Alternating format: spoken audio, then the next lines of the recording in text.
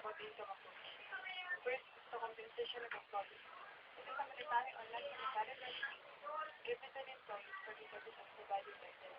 It also includes the wage and salary increment, payments to employees for social insurance, private pension, health and welfare devices for workers.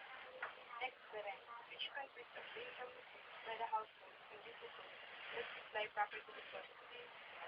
It includes the monthly payment tenants pay to landlords and the lease payment corporations do for the use of public facilities.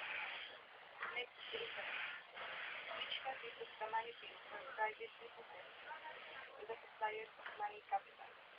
It also includes such items as interest for loans, which is on savings deposits, certificates of deposit, and corporate bonds. Next is the provider's income, which consists of the net income of the sole proprietorship, partnership, and other incorporated entities. Next, the corporate assets, which are the earnings of the owners of corporations.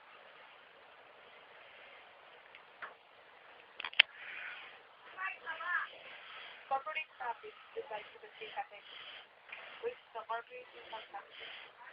These taxes are levied on corporations' net earnings and flow to the government. Second is the dividends. These are the part of corporate profits that are paid to the corporate stockholders and flow to stockholders, or the ultimate owners of all corporations. That's the undistributed corporate profits.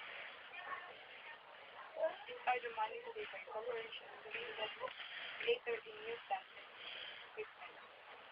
They are also the returns earned. This is the end of my